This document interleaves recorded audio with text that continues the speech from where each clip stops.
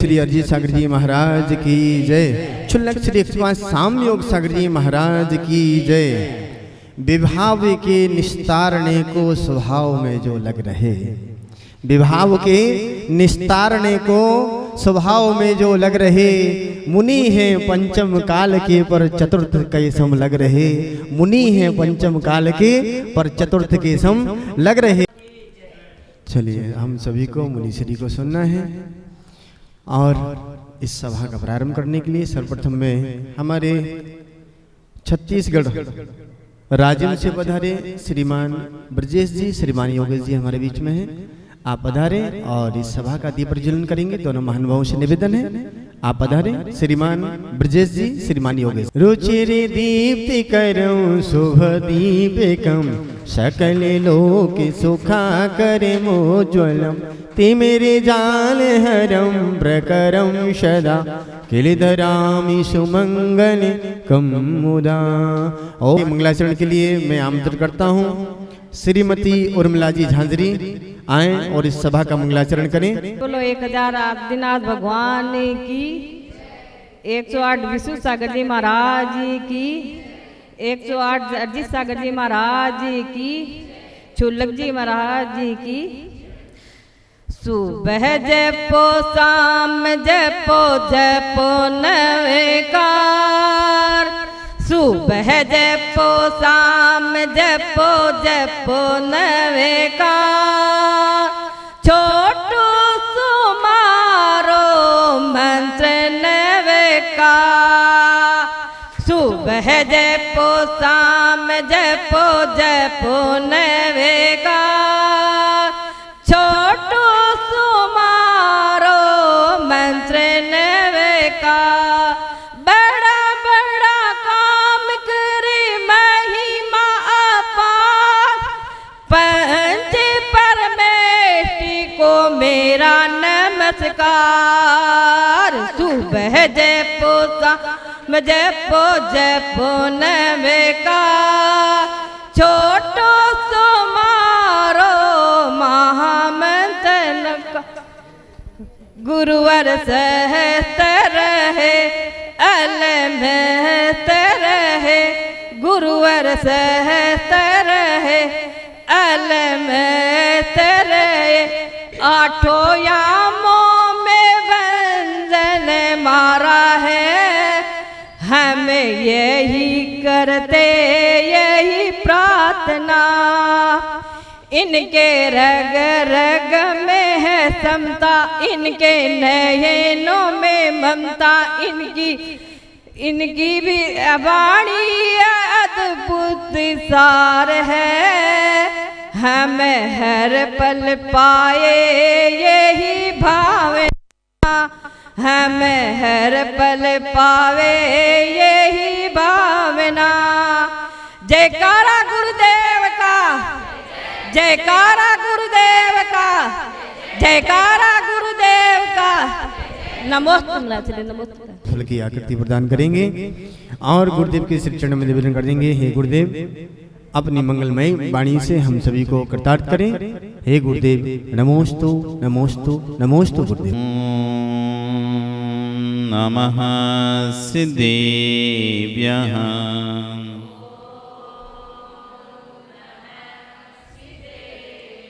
ओम नमः सिद्धेभ्यः, ओम नमः सिद्धेभ्यः। तेरी अड़ी खगिणाई रुतारी मोहि सिर सिरेण विहो, आयरी राहो बसियो परवादिन्यो भवे जी लोई। नमो हरिहंताणम नमो सिद्धाणम, नमो आयरियाणम, नमो वज्रायाणम, नमो लोये सव्यसाहु। बोले अनंत अनंत से परमेष्ठी भगवान की। आदिरम आदिनाथ भगवान की, वर्तमान शासन महावीर भगवान की, आचार्य वर्ष श्री 108 विश्व सागर जी महाराज की, अहिंसा में विश्व धर्म की।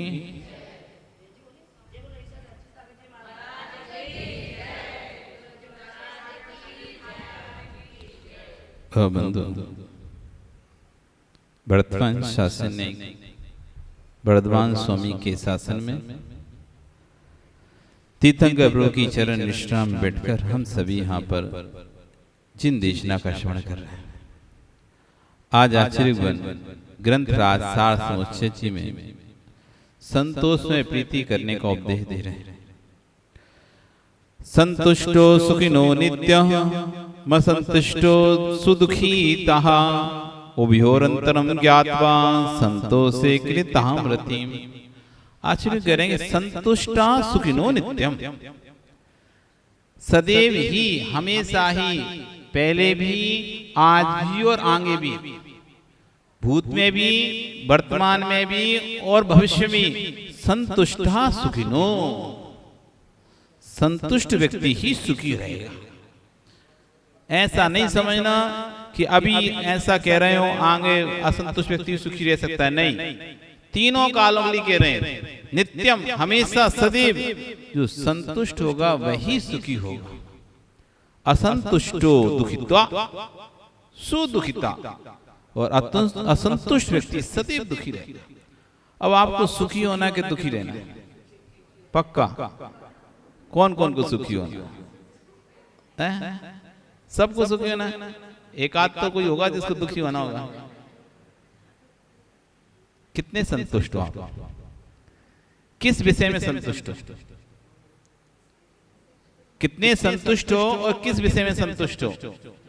आप अपने हृदय से बोल सकते हो क्या कि इस विषय में महाराज श्री में संतुष्ट हो? किस विषय में आप संतुष्ट हो? आप धन के विषय में संतुष्ट हो क्या? अपने वस्त्र आदि के विषय में संतुष्ट हो क्या? किसमें संतुष्ट हो? फिर सुखी कैसे हो? सुख कैसे प्राप्त करना है? संतुष्टो सुखिनो नित्या। यदि सुखी होना है तो संतुष्ट होना पड़ेगा। जिस विषय में तुम संतुष्ट हो जाओगे उसी विषय में सुखी हो जाओगे। जैसा मिलेगा वैसा खा लूंगा, मुझे जैसा मिलेगा थाली पर जो आ जाएगा मैं चुपचाप खा लूंगा, इसमें यदि आप संतुष्टि है आप भोजन संबंधी दुख से मुक्त हो जाओगे। मुझे वही खाना है जो मुझे चाहिए, नहीं तो थाली को चक्री बना कर फेंक दें। यदि थोड़ा भी नमक कम हो गया, थोड़ा भी कोई वस्तु कम हो गई तो आग बबूला हो गया व्यक्ति, यानी अभी असंतुष्ट हो। तो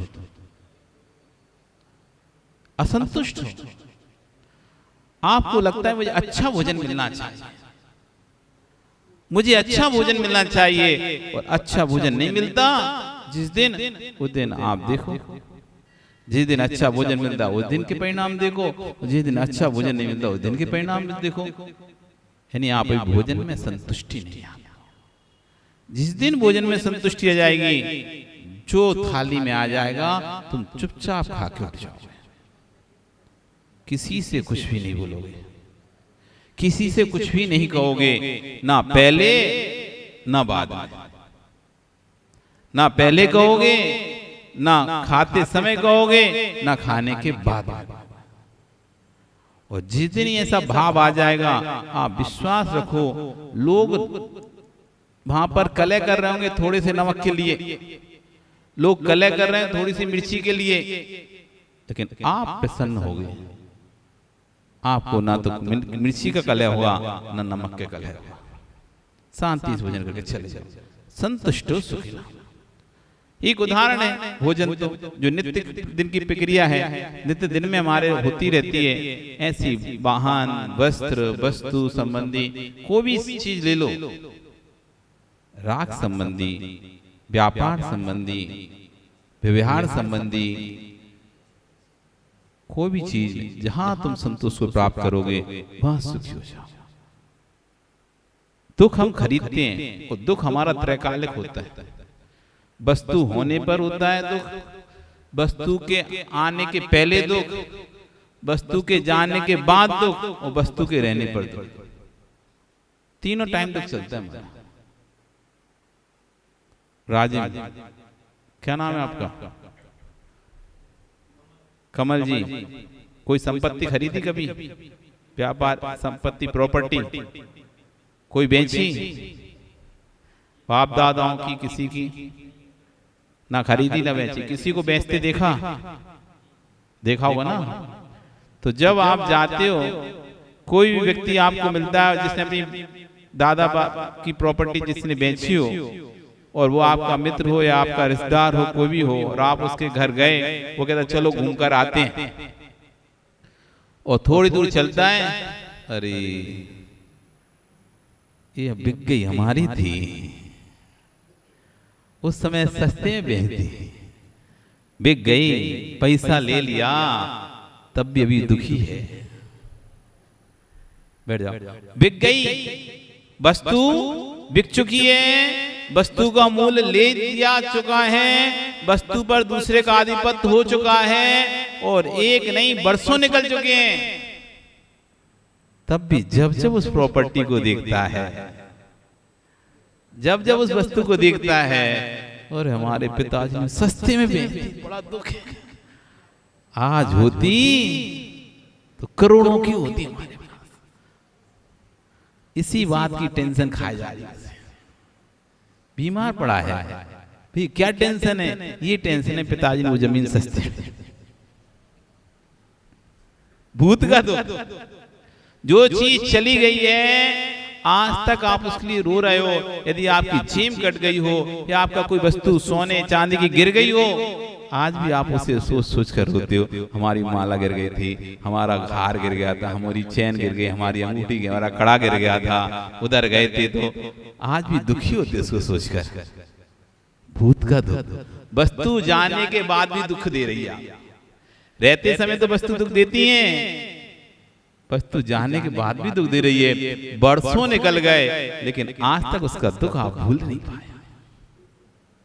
भूत का दुख वर्तमान में है तो उसका तो किस पर दिखाई दे रहा है? रक्षण, संरक्षण, गिरना उठना, ज्यादा कम, स्पष्ट वस्तु का दुख तो वर्तमान में दिखाई देता है। वस्तु नहीं थी, वस्तु आ गई है, अब उसको कहाँ रखें, कैसे रखें, इसकी देखरेख कौन करेगा?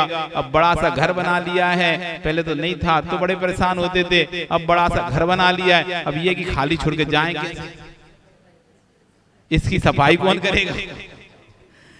एक अब नौकर लगाना पड़ा, 2 नौकर लगा, फिर नौकर नहीं आते तो दुख,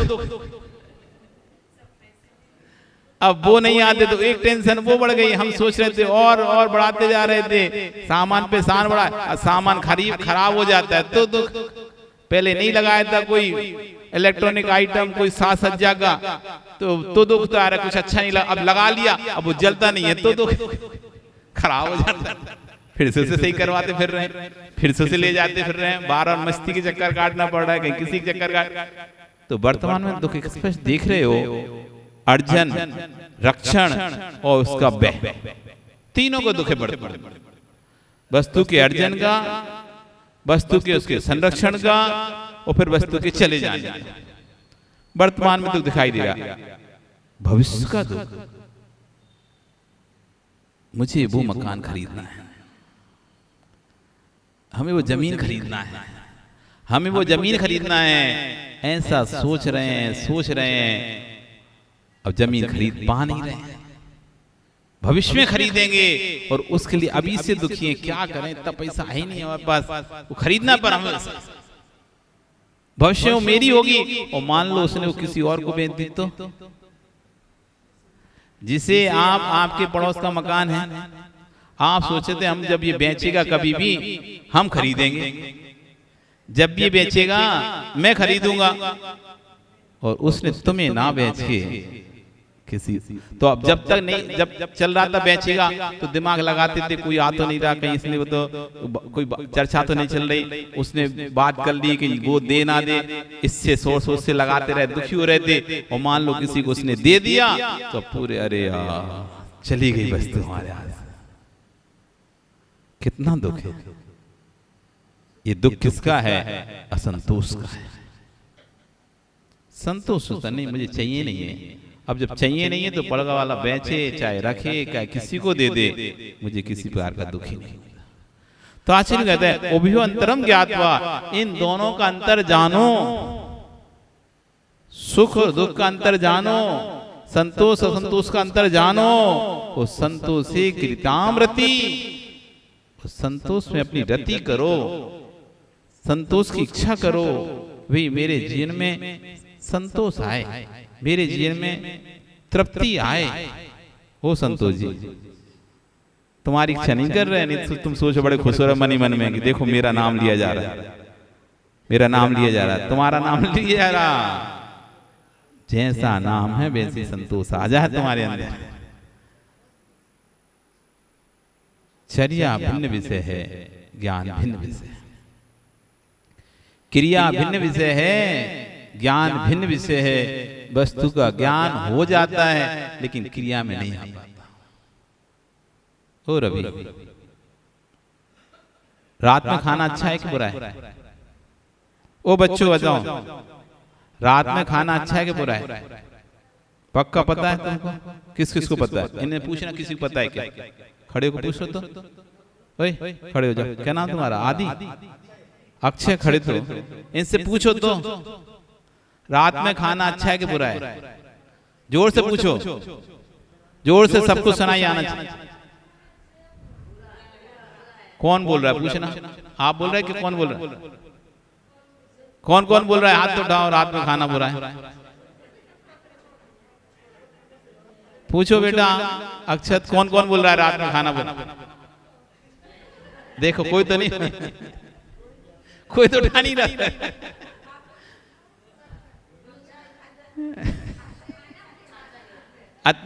इतना ही तो पूछा उसने, बच्चे ने, क्यों नहीं बता पा रहे आप लोग? रात में खाना अच्छा है या बुरा है? कौन मानता अच्छा है? सभी मानते हो? ज्ञान है आप लोगों को? किस किस को ज्ञान है? सबको है ना? ज्ञान होने पर भी क्रिया में नहीं आ रहा। जान रहे हैं, जान रहे हैं लेकिन मान नहीं रहे हैं। यदि बुरा मानते ना तुम, बस कह ही रहे हो ज्ञान में ही बुरा है तुम्हारे कि रात में खाना बुरा है, जान ही रहे हो, लेकिन ये बुरा मान जाते जिस दिन कि रात में खाना अच्छा नहीं है, रात्रि भोजन नरक का द्वार है, उस दिन तुम रात में भोजन छोड़ देते। अभी सिर्फ बस जानते हो, तुम जानते हो पर मानते नहीं। जिस दिन मानने लग जाओगे, आचार्य कह रहे हैं, उसी दिन तुम सुखी हो जाओगे। दुखी क्यों हो? इसलिए दुखी हो कि जानते बस हो, मानते नहीं। अब मानोगे क्या? कौन मानेगा? सबको बता जरूर देंगे। जब भी बेटा ये क्लास में पढ़ाने, जो तुम्हारी टीचर है ना, जब कुछ बताया पढ़ाया करे ना, उनसे पूछ लिया करो ऐसा करना अच्छा है या बुरा है? तो वो कहेंगे अच्छा है क्या बुरा, या तो कहेंगे बुरा या कहेंगे अच्छा। तो जैसे धीरे से पूछ, आप करते हो कि नहीं करते हैं? जैसे वो कहें क्रोध नहीं करना चाहिए, तो तुम पूछना दीदी बताओ क्रोध करना अच्छा है कि बुरा? कहीं बुरा है तो आप करते हो कि नहीं करते? आप तुमको पढ़ा रहे हो, आप तुमको पढ़ा रहे हो क्रोध नहीं करना चाहिए, क्रोध नहीं करना चाहिए, क्रोध नहीं करना चाहिए। आप करते हो क्या नहीं करते? इसलिए तो आचार्यों ने हर किसी को उपदेश की परमिशन नहीं दी है, हर किसी को धर्म पढ़ाने का आदेश नहीं दिया है। धर्म वही पढ़ाए जो धर्म को आचरण में लाया। बिना आचरण में लाए पढ़ाओगे तो आपका ज्ञान थोथा ज्ञान है। आपकी क्रिया तो बेकार है, क्योंकि कभी उसने अभी तो जानता नहीं इसलिए पूछ नहीं लेता, लेकिन जिस दिन उसने पूछ लिया, आप कह रहे हो रात में भोजन नहीं करना चाहिए, उन्हीं टीचर से पूछ लें आप करते हो कि नहीं करते हो, तो क्या उत्तर देंगे? क्या उत्तर देंगे? इसलिए जैन धर्म में पहले कह रहे हैं कि उपदेश पहले नहीं देते भगवान, पहले आचरण करते हैं, पहले तपस्या करते हैं, आचरण में लाते हैं, फिर केवल ज्ञान के बाद फिर उपदेश देते हैं। पहले करके दिखाते हैं, स्वयं वैसा जीवन जीकर दिखाते हैं, फिर लोगों को कहते हैं भैया परिग्रह का त्याग करो। स्वयं परिग्रह का त्याग करते हैं, स्वयं पहले 5 पाप का त्याग करते हैं, उसके बाद दूसरों को उपदेश देते हैं। पहले उपदेश नहीं देते, जब वो घर में रहते हैं तो किसी को उपदेश नहीं देते कि परिग्रह का, खुद ही परिग्रह में फंसे हुए हैं, क्या दूसरों को उपदेश देंगे? जब वो स्वयं परिग्रह का त्याग कर देते हैं, संपूर्ण परिग्रह का त्याग कर, तब उस श्रावकों को उपदेश देते हैं भाई परिग्रह का त्याग करो। जब स्वयं व्रतों को धारण कर लेते हैं, तब दूसरों को उपदेश देते हैं व्रतों को धारण करो। इसलिए आगम में स्पष्ट उल्लेख है, जिनमाड़े की गद्दी पर वही बैठे जो व्रती हो, व्रती ना हो तो कम से अणु व्रतों को धारण किया हुआ हो, और अणु व्रतों को भी नहीं है तो कम से कम अष्टमूल गुणों का पालन तो करता ही हो, सदाचार से युक्त हो, रात्रि भोजन त्यागी हो, ऐसा जीव ही जिनवाणी की गद्दी पर बैठकर प्रवचन करे। हर कोई आकर इधर उधर का आकर बैठ जाए, इधर तो पढ़ा रहे हैं आपको